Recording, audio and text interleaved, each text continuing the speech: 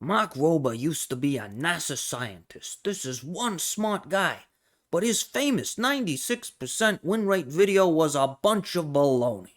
I spent days analyzing the math, computer programming, even the vocal diction of his grammar school math teacher. And I did find a way to play a perfect winning game of Guess Who. But first, I'm going to use my detective skills to walk you through every single mistake Mark Rober made and the reasons how and why he made them. Not to mention all the little tricks he uses to make the video more believable and prevent you and maybe himself from realizing that you've been tricked. I'll even show you my Joey-made computer program. It can calculate 100% the best move in every possible position of the game. This is Guess Who. It's a mystery game, so of course I had to buy myself a copy for this video. At the start of the game, each player is secretly given a mystery card with one of the 24 different characters on it. You try to investigate which of the characters your opponent has before they guess yours. It's a great detective training game. I love it. Now, on your turn, you can only do one of two things. You can ask a yes or no question. Do you have white hair? Yes or no. Red hair? Yes or no. Or you can accuse the culprit of the crime. I mean, guess which card they have. This means that even if you narrow it down to just one tile, with the question action, you won't be able to win until your next turn. This is because you have to take a full turn to accuse the culprit. This is very important. Be careful though, because if you accuse an innocent person, you lose the game. You've got to get it right when you make your final guess. Now, Mark describes his supposed 96% win rate strategy kind of like this. You start with 24 possibilities. Then you ask a question, eliminate it to 12, then 6, then 3, then you ask questions until you have one suspect left. Then you guess them, and you win the game. But wait a minute, what did he say? Starting with 24. Take a look at the possible character cards. There is only one card for each character. This means whatever card I pick, my opponent, the criminal, cannot pick the same card. It's impossible. They have to have somebody else. So this means I can eliminate the box with my character on it. I really only have 23 possibilities, not 24. This is Mark's first big mistake, and seeing how I figured this out back when I was a little Joey, I'm kind of surprised he missed this. Then Mark goes on to say this. But every single attribute in Guess Who applies to exactly 5 people. So 5 people have glasses, 5 have mustaches, 5 people have red hair. Now Mark is right. Good detective work. The game was designed that way. However, that does not mean it is played that way. It's true, 5 characters, for example, have beards, 5 have mustaches, and some of them overlap. But this means that 8 of them have facial hair. My cousins always used to guess facial hair on me, and it's actually a very powerful strategy for reasons we'll find out later. This means that Mark's assumption about how normal people play the game is just wrong. They don't just go with these 5 trait guesses. The next mistake is this chart. Oh, this chart is terrible. Sure, you could use this complicated normal curve looking thing, but it's completely wrong. Look at the stuff on the left. Notice anything odd about it? Let me play something Mark said earlier in the video. So in this case, you would always win in 5 or 6 moves. If you always win on turn 5 or 6, what's the number 4 doing here? How do you win on turn 3? This isn't Mark's strategy. Even though he says it is, it's just wrong. The problem is a normal curve, it seems unnecessary to me. It doesn't demonstrate a strategy where you win on a specific turn an exact number of times.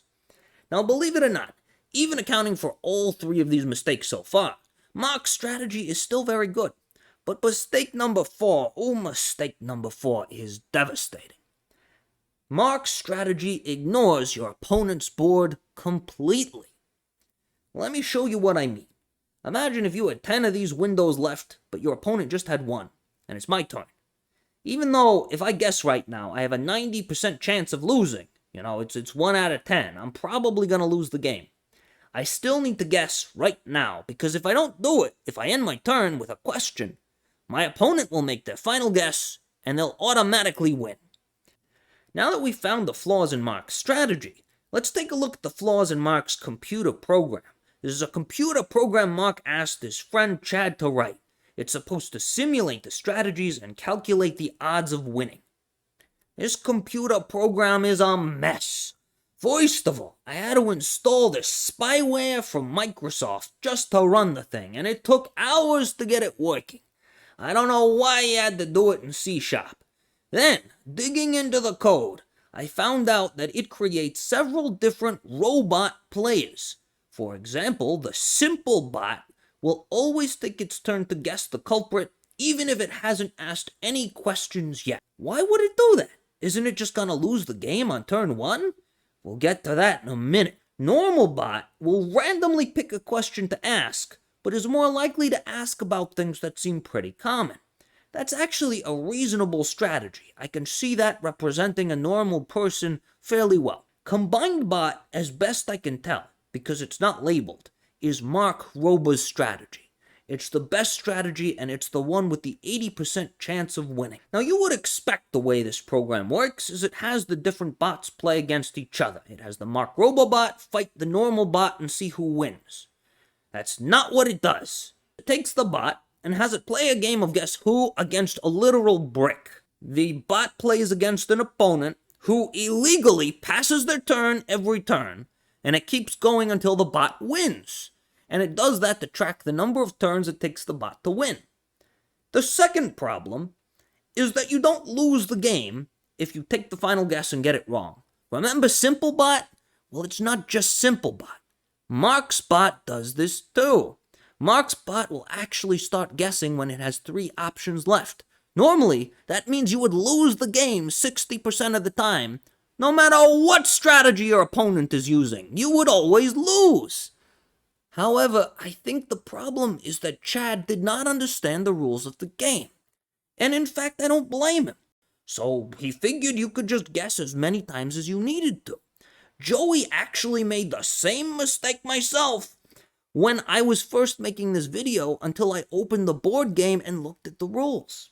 Even if it was a reasonable mistake to make, it's pretty bad because it completely changes the odds of winning. So I decided to fix the program as best I could. I edited it so that the 2 bots can play against each other instead of playing against a brick. I also made it so that Mark's bot would stop cheating. He's going to use the exact strategy Mark described in the video and nothing else, only guessing when he has 1 tile left so that he wins on turn 5 or 6, just like he said. I also decided to run it 10,000 times and calculate the odds of Mark or the normal bot winning, rather than using that ridiculous chart from Mark's video. I respect the lesson on normal curves, but it made no sense for this project. Now, what I found out was very interesting. Before I stopped Mark from cheating, he actually did win around 80% of the time, even when I added in facial hair. But once I stopped Mark's bot from cheating, it dropped to 67%. That's a lot lower. But it gets even worse. According to the rules of the game, the youngest player goes first. Now, Mark is probably older than anybody not using this strategy. This would mean that Mark always goes second, which drops the win rate to 56%. That's almost a coin flip. Now, can you use the trick of doing the 5-win competitive system to increase the odds like Mark does in the video? No. Take a look at what Mark says here. That's right, competitive. If you're using the competitive system, what you're doing is you're going to play against a competitive player, not a normal player. You can't use a normal player's strategy to calculate the odds of beating a competitive player. This means we're stuck at 56%. Mark's 96% win rate strategy is almost a coin flip. So how exactly was Mark able to trick us that this terrible strategy was actually amazing? Well, he had a couple of things going for him. First of all, the strategy is not completely wrong. It actually gets a lot of things right and is only wrong later in the game, but we'll talk about that when I show you the ultimate strategy at the end of the video. The question as to how he tricked us, though, into not noticing those mistakes, well, he used some very subtle verbal manipulations I would like to point out. By saying he spent a lot of time thinking about it, and flying across the country to see his math teacher, he's making it seem like he did a lot of work. Also, the math teacher seems like an expert and authority figure, which makes it more believable. However, what was it the math teacher actually said? This was the part that tipped me off something wasn't right. The math teacher hesitates before answering and then uses uncertain language. And I have to tell you, I don't blame the guy. Mark didn't really ask him to look over his work. Mark just kind of asked him to do a lesson on normal curves. As interesting as the lesson was, it just didn't have very much to do with the math of Mark's strategy. Now, we don't get to see the final chart of what program was used, and you have to use a broken GitHub link to find the program. Oh, I had to do some detectiving to track it down, let me tell you. But how close was Mark to getting the best possible strategy? I'm gonna calculate it. I'm gonna figure it out. But unlike Mark, I want to be 100% certain I have the right answer. So I'm going to use a super mathematical technique called recursion. I'll define something called a game state. That's like a particular point in the game. And I'm going to define it like this. We're going to use the number of windows player 1 has. That's me, Joey. I'm player 1. And the number of windows player 2 has, we can call them Evil McBad Guy. Evil McBad Guy's player 2. And whose turn is it? So if it's Joey's turn, it's number 1. If it's Evil McBad Guy's turn, it's number 2. And that way, we can define what part of the game we're at. This means we have 24 to the second power times 2 possible game states. Now that's about 1,000, which is actually a very small number for computer programs. This means that it's definitely possible to calculate. So what we're going to do is we're going to get the program started by helping it out, by telling it the answer to the simplest possible games, and then it can figure out on its own what to do next. For example, let's look at the game state 01011. What this means is I have one window left, and my opponent, player 2, they also have one window left, but it's my turn. Obviously, I just guessed the answer, and I have a 100% of winning the game. And if we look at 01012, Evil McBad Guy's turn, we both have one left, obviously I lose 100% of the time. This makes sense so far. We're just describing very simple, very obvious game states. I'm just going to do one more, I promise, and then I'm going to tell you the answer. Take a look at this. I've got 2 windows, my opponent has 1, and it's my turn. 02011. Well, if I guess, I have a 50% chance to win and a 50% chance to lose. That's not very good, that's a coin flip. What happens if I ask a question instead? Well, if I ask a question, the game will continue on to a different game state. I'll have one window left because I eliminated a possibility, but it'll be my opponent's turn. Hey, wait, we've seen this game state before. Isn't that 01012? Yeah, it is. I lose this one 100% of the time. We don't need to recalculate it. So this means that I need to guess, because if I guess, I have a 50% chance to win. If I ask a question, I have a 100% chance to lose. Now that we've created the initial game states, we can tell the program to continue adding on windows and reverse calculating the probabilities of winning in any given decision. It can even figure out if you make a guess that eliminates 1 window or 7, 2 windows or 6. It can do all of that.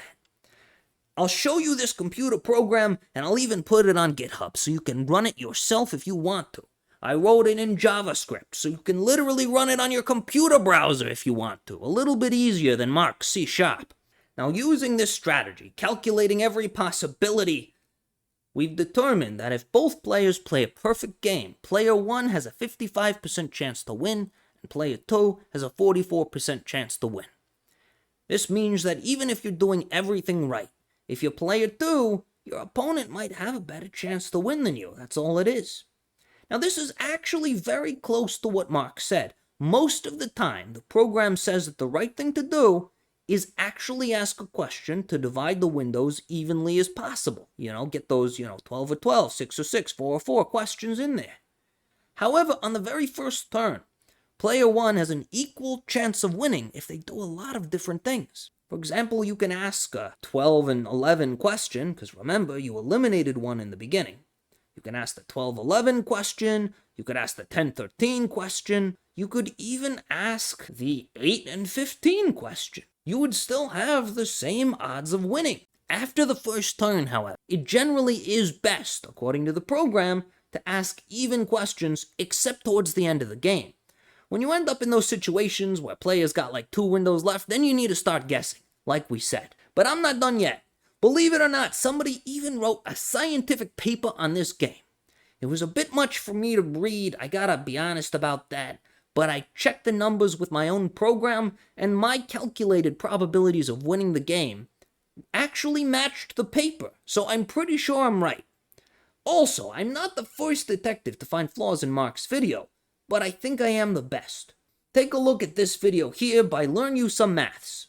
The purpose of all of this was just to lay the groundwork so I can show you my real strategy, and to demonstrate how Mark's strategy of minimizing the expected value of the number of turns it'll take to guess my character's identity isn't optimal. Now they also noticed Mark wasn't quite right, but unfortunately, they weren't quite right either. They said this. I've got 15 characters left, and my opponent only has 5 characters left. Then I've achieved the 16 milestone, but my opponent has achieved the 8 milestone, so I'm behind. My strategy will be to ask a question shared by 4 of the remaining 15 characters. However, according to my algorithm, you actually have a better chance of winning by using the Mark Rober technique here, and then using the endgame technique later on when your board is a little smaller. However, maybe I'm wrong too. I would be more than happy to have Mark Rober or Learn You Some Maths check my work and tell me if I've made any mistakes. You know, the more we trust somebody, the more it's important that we ask good questions. That is, if you want to be a detective.